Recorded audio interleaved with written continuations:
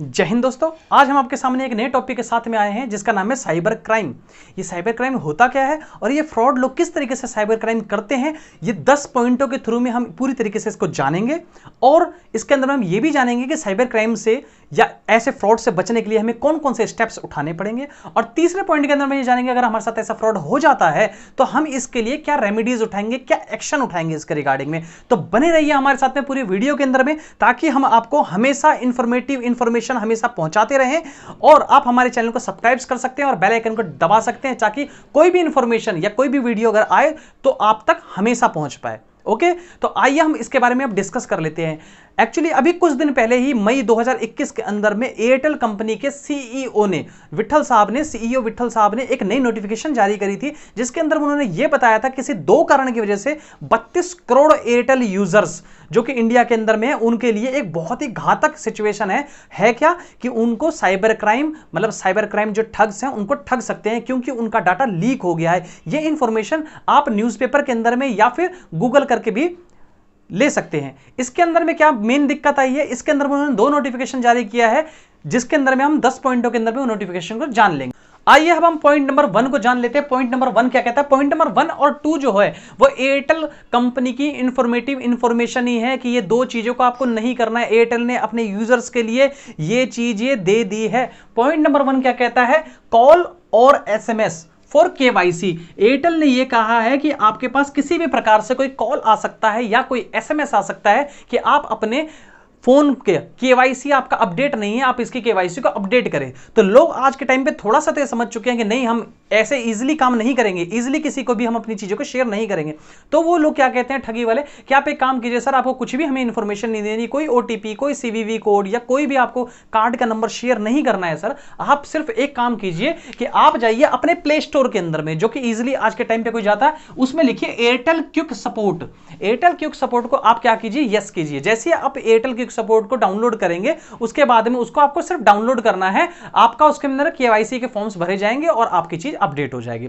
अब क्या करते हैं एयरटेल यूजर्स के उसको डाउनलोड कर लेते हैं। डाउनलोड आप जैसे ही करते हो तो आप जाना और आज प्ले स्टोर के अंदर में इसे सर्च भी करके देखना, एयरटेल क्विक सपोर्ट। जब आप उसे सर्च करेंगे तो आपके पास में आएगा टीम वीवर क्विक सपोर्ट और एनी डेस्क सपोर्ट। आप अभी स्क्रीन पे देख भी रहे हैं कि जैसे ही इसे सर्च किया गया तो आपके सामने में क्या आया है, टीम वीवर क्विक सपोर्ट। ये टीम वीवर क्विक सपोर्ट क्या है? ये एक रिमोट कंट्रोल है। जिस तरीके से आप रिमोट को दबाते हैं और आपका टीवी ऑपरेट करता है, जिस तरीके से हम गन को दबाते हैं और गोली चलती है, जिस तरीके से हम रिमोट के अंदर में कार को ऑफ और ऑन करते हैं या फिर कार को हम क्या करते हैं, लॉक और अनलॉक करते हैं, ये सारा सिस्टम जो है रिमोट सिस्टम से कहलाता है। तो कंप्यूटर का भी एक रिमोट सिस्टम होगा जिससे वो आपकी सारी इंफॉर्मेशन को वो चुरा सकता है। अगर मान के चलिए आपने अपने कार्ड की फोटो क्लिक करके आगे और पीछे की अपने गैलरी में डाल रखी है, उस इंफॉर्मेशन को चुरा सकते हैं। व्हाट्सएप के सारी डिटेल, आपके सारे पैन कार्ड, आधार कार्ड, सारे के सारे ड्राइविंग लाइसेंस, सारे के सारे डॉक्यूमेंट्स को वो चुरा सकते हैं इजिली, अगर आप इसको डाउनलोड करते हैं तो एयरटेल ने साफ कहा है इस टाइप की कोई भी चीज हमने अभी तक नहीं दी है, ऐसी कोई भी हमारी ऐप नहीं है, ये ऐप जो है फ्रॉड है। आप जाके नीचे इसकी डिटेल्स के अंदर में पढ़ सकते हैं कि ये कई लोगों ने इसमें कमेंट किया है कि ये चीज फ्रॉड है और हमारे साथ हो चुका है। देन सेकंड जो एयरटेल कहता है, वो एयरटेल कहता है कि लोगों को वीआईपी नंबर क्या होते हैं, सेम सीरीज में जैसे 1111 बार बार आ रहा हो, 2222 बार बार आ रहा हो, या फिर 000 बार बार आ रहा हो, या नंबर ऐसे 9810101010 समथिंग एल्स, ये सारे वीआईपी नंबर होते हैं जो दिखने में बहुत ही अट्रैक्टिव होते हैं। ऐसे वीआईपी नंबर का लोगों को लालच देना और लालच देके उनसे क्या ले लेना, टोकन अमाउंट ले लेना कि आपका सर ये वीआईपी नंबर जो है सर ये 10,000 रुपीज का हो चुका है, आप एक काम कीजिए इसका बुक करने के लिए आपको मिनिमम 2,000, 4,000 या 5,000 रुपीज देना पड़ेगा।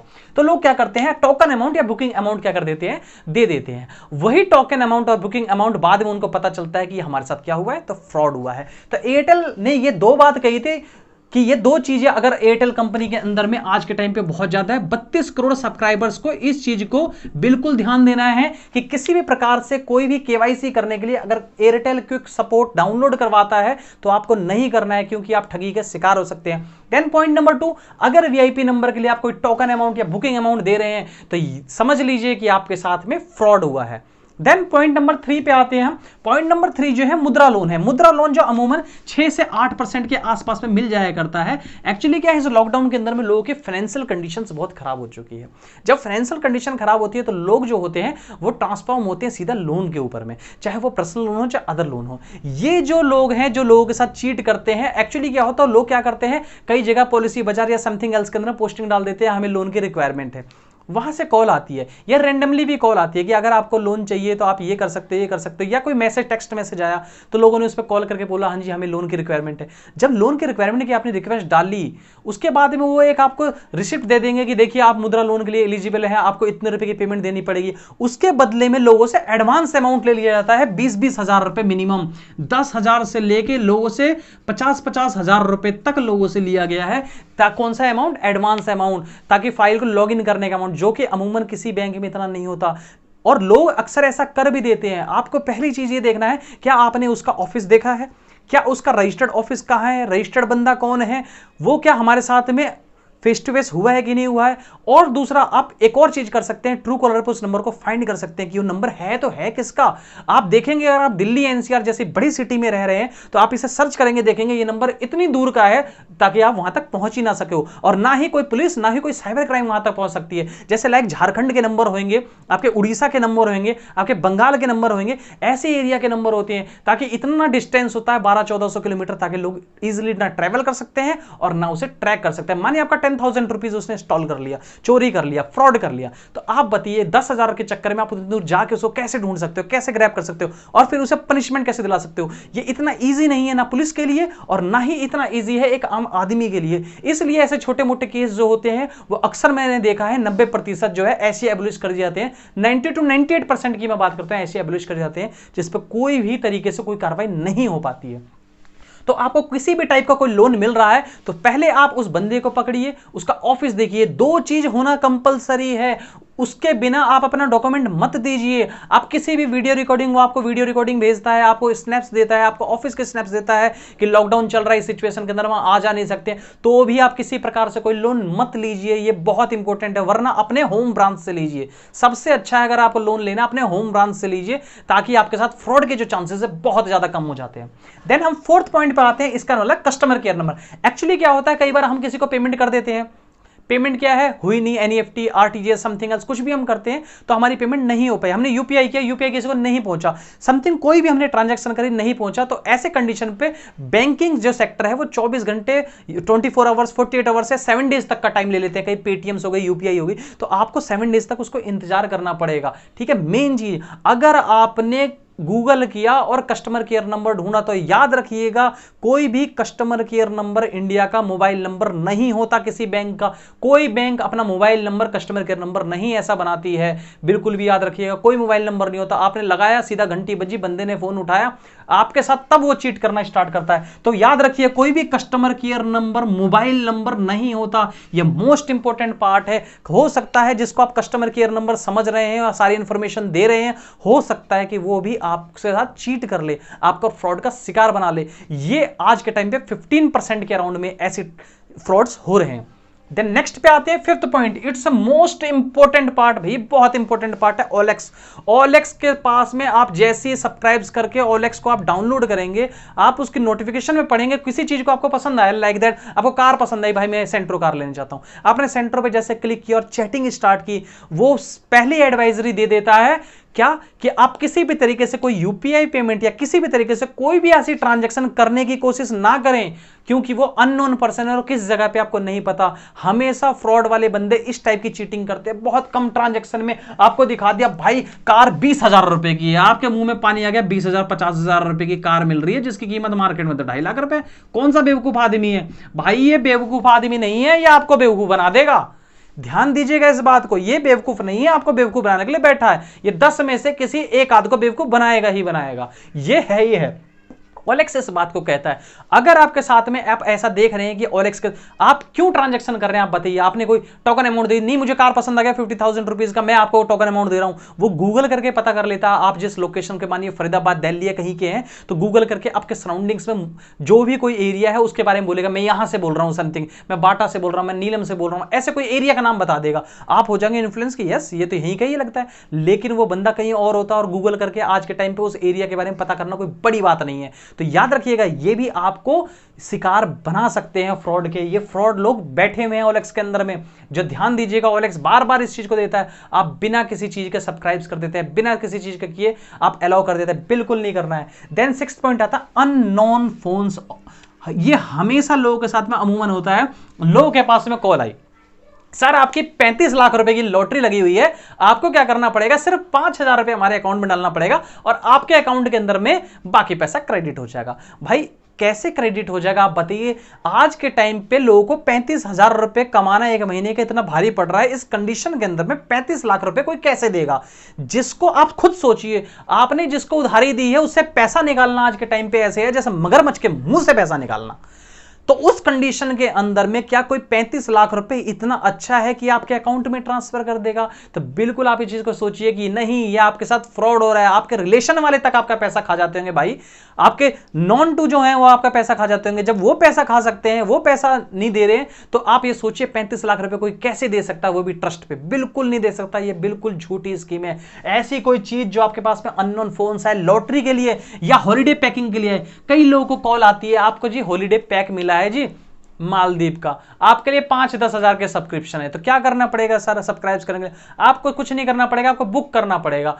सर मुझे तो बुक करना आता नहीं है। आप एक काम कीजिए, अपने कार्ड नंबर बताइए, मैं बुक कर देता हूं या कर देती हूं। खट खट खट उसने मारा, OTP आया, आपने शेयर करा, काम खत्म, उसके अकाउंट में पैसे ट्रांसफर हो गए, चाहे वो डेबिट कार्ड के हो चाहे वो क्रेडिट कार्ड के हो। और आपके पास में क्या आया? आपके पास में कुछ नहीं आया। आप इंतजार कर रहे हो कि हमें टिकट भेजेगा भेजेगा भेजेगा, वो भैया 2-4 दिन में नंबर ही स्विच ऑफ हो जाएगा। तो ये चीज ध्यान देना कि किसी भी अननोन पर्सन से किसी भी टाइप की कोई ट्रांजेक्शन करने की कोशिश ना करे, चाहे वो लॉटरी पैक हो, चाहे वो किसी भी टाइप की चीज हो, चाहे वो हॉलीडे पैक्स हो, चाहे कुछ भी दे रहा हो, आपको किसी भी टाइप की कोई ट्रांजैक्शन नहीं करनी। ये 6th पॉइंट हमको ये बताता है।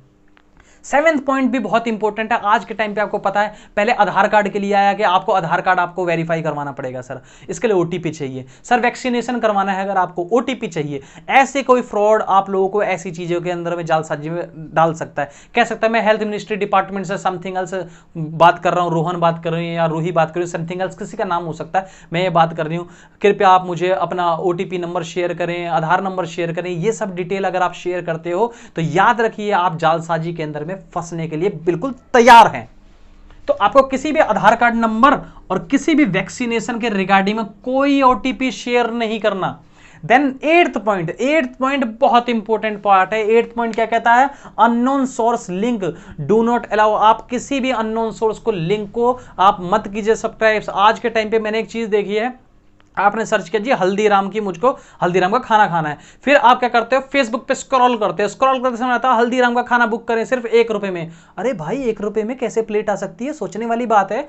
दिल्ली की एड आ रही है, बैठे अहमदाबाद के अंदर में 1 रुपए की थाली कौन पहुंचाएगा? भाई समझदारी वाली बात करो, कतई नहीं पहुंचा सकता। दिल्ली में बैठे हो, फरीदाबाद में आप बैठे हो, दिल्ली से थाली मंगा लो, कैसे पॉसिबल है? 1 रुपए के अंदर में पेट्रोल का किक मारते ही 10 रुपए लग जा रहे हैं। भैया आज के टाइम पे पेट्रोल इतना महंगा हो रहा है, बिल्कुल सेंस लगाओ। बिल्कुल बेवकूफ बनाने के लिए तैयार बैठे हैं लोग आपको। बिल्कुल क्या चीज कहता है? कोई भी अननोन सोर्स को लिंक मत करो, और लिंक करो, लिंक पे क्लिक कर दो गलती से, अलाउ मत करो भाई, ये बहुत खतरनाक चीज है। लिंक पे क्लिक भी हो गया गलती से, कोई बात नहीं, अलाउ करने की जरूरत नहीं है, क्योंकि फोन जो है स्मार्ट है, आप हो चाहे ना हो, फोन पूछता है सर आर यू अलाउइंग, क्या आप अलाउ कर रहे हो या अलाउ नहीं कर रहे। अलाउ का मतलब क्या होता है? अलाउ का मतलब होता है ताला और चाबी, चाबी लगाया ताला खोल दिया, खोल दिया अलाउ कर दिया, मतलब ताला खोल दिया। जब ताला खोल दिया तो चोरी होगी ना भाई।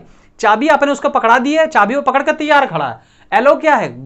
खोल दिया, खोल दिया तो उसका चोरी करेगा, वो क्या करेगा? एलो में आपकी सारी चीजें उसके पास जा सकती है। ये बहुत इंपॉर्टेंट चीज है। इसके अंदर में अननोन सोर्स को आपको लिंक पे क्लिक नहीं करना, और गलती से हो भी जाए एलो मत कर दीजिएगा। अब जो 9th पार्ट है, ये पार्ट लोगों के तोते उड़ा देता भाई।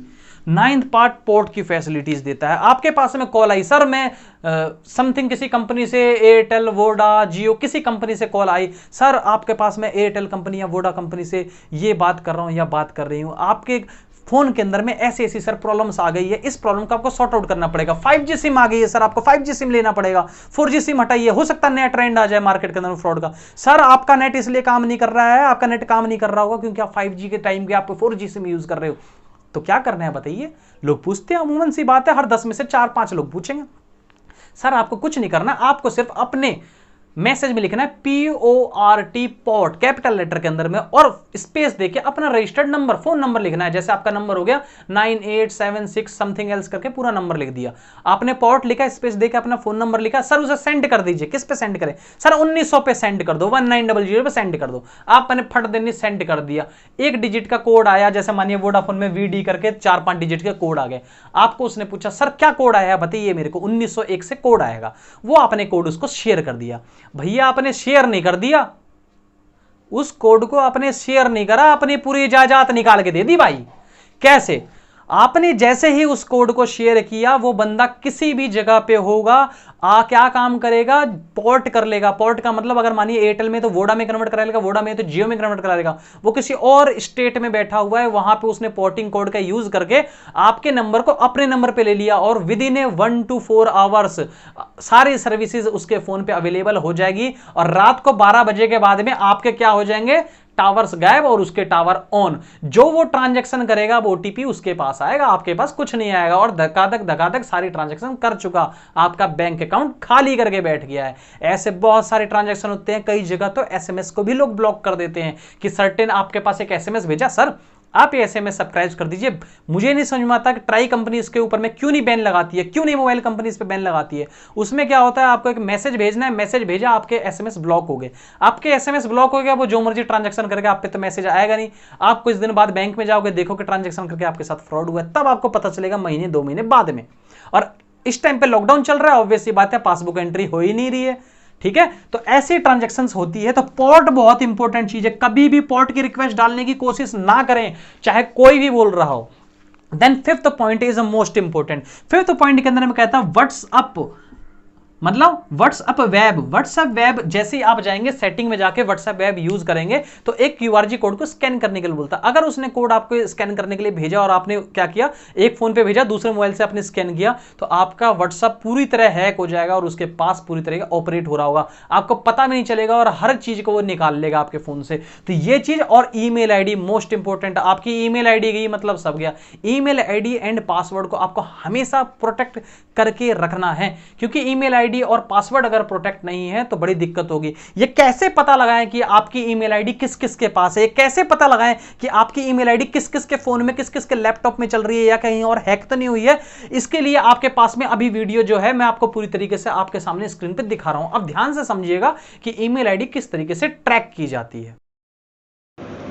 दोस्तों अब हम गए हैं ईमेल आईडी पे। अपन ईमेल आईडी पे क्लिक करेंगे। ईमेल आईडी पे क्लिक करके हमें क्या करना है, ईमेल खोलना है और जाना है मैनेज योर गूगल्स अकाउंट पे।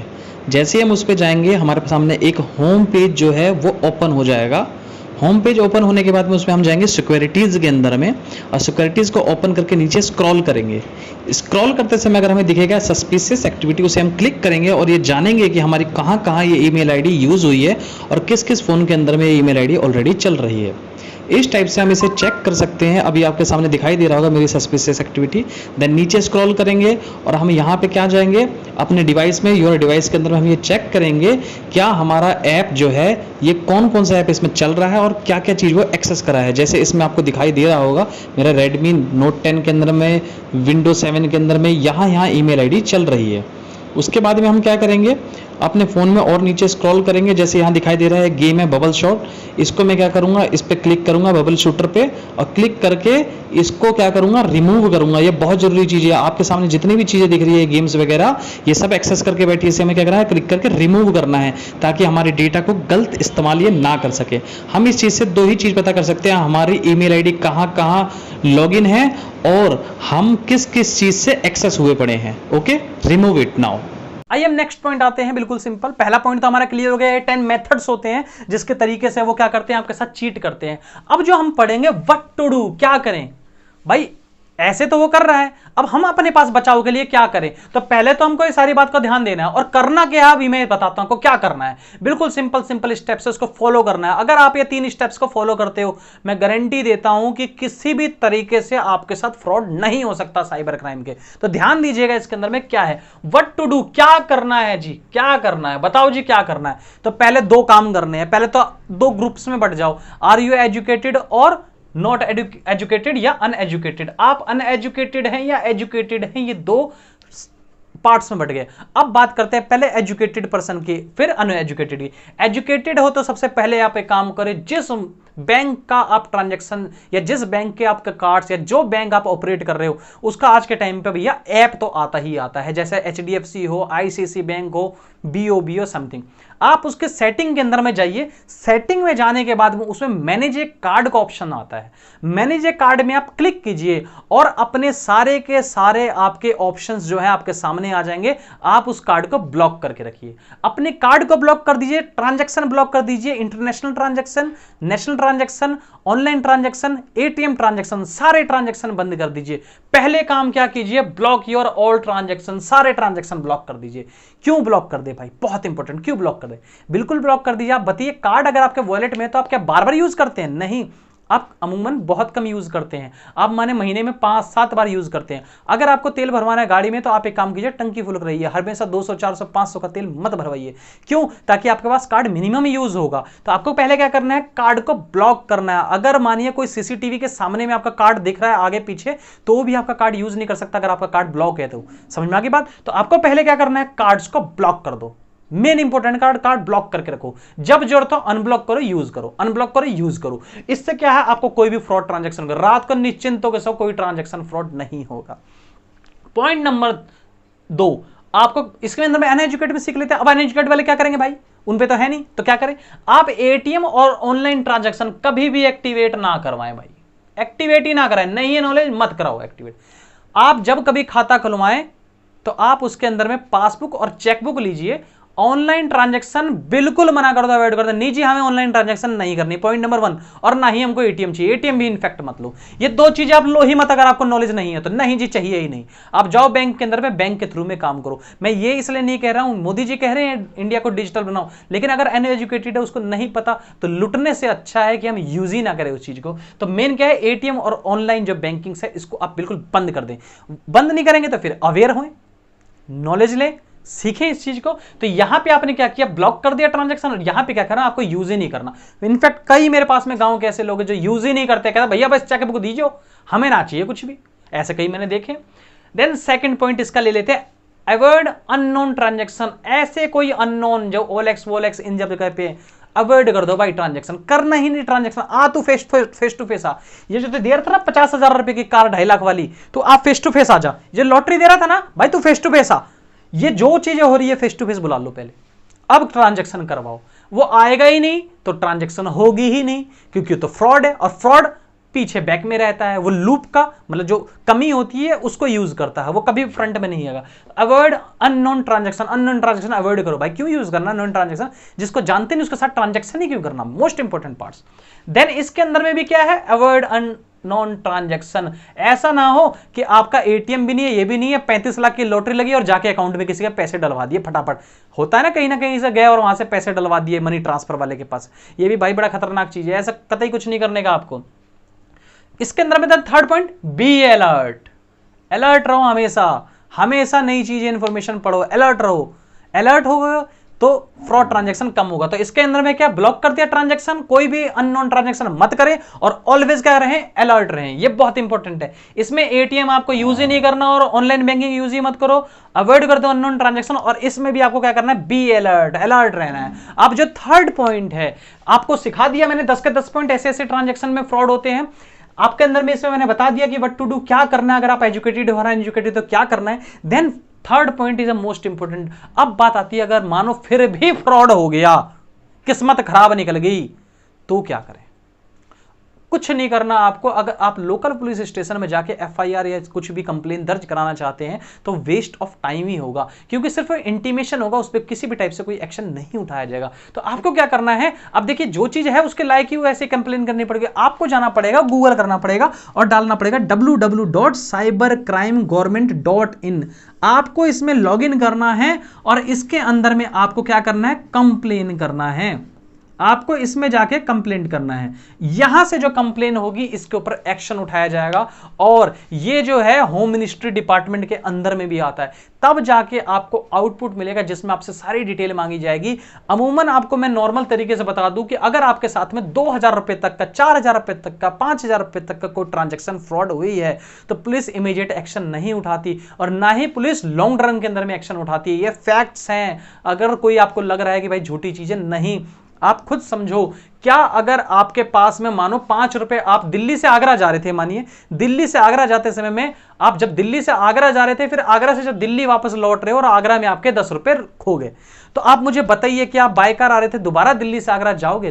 बिल्कुल नहीं जाओगे। क्यों? उससे ज्यादा की कॉस्टिंग आ जाएगी। तो नॉर्मल सी बात है, अगर 2000 रुपए की 4000, 5, 10,000 की ट्रांजेक्शन ऐसी हुई है तो क्या पुलिस या फिर क्या कोई आम पर्सन वहां जाके क्या उसको ट्रेस कर सकता? नहीं कर सकता। वैसे तो कानूनन ये होना चाहिए कि चाहे चोरी 1 रुपए की, चाहे 1 करोड़ रुपए की हो, उनको उसके लायक पनिशमेंट मिलती है। बट मेन इंपॉर्टेंट कि हर सिचुएशन में ऐसा नहीं होता, इसलिए बार बार पुलिस कहती है हम इतनों को गिरफ्तार नहीं कर सकते। आप एक काम कीजिए, आप अलर्ट रहिए, अलर्ट रहिए, अलर्ट रहिए। Police department, cyber crime department, news channels, ये सब के सब, मोबाइल कंपनी आपको अलर्ट करती है, समझाती है, बताती है कि आप हमेशा अलर्ट रहिए। तो आप नॉर्मल कंडीशन में समझिए 2, 4, 5,000, 10,000 के ट्रांजेक्शन के लिए कभी कोई पुलिस या कोई बंदा या कोई डिपार्टमेंट उतनी दूर नहीं जाएगा। 1000, 2000, 5000 किलोमीटर दूर से ये लोग ट्रांजेक्शन करते हैं, फ्रॉड ट्रांजेक्शन। इसको तभी ट्रेस किया जा सकता है जब अमाउंट लाखों में या करोड़ों में हो, तो जाके उसको पकड़ते हैं। और ये लोग बहुत तेज होते हैं, ये 10-10 हजार करके 100 लोगों को लूटते हैं। ये एक लोगों के साथ में 10 लाख का फ्रॉड नहीं करते हैं,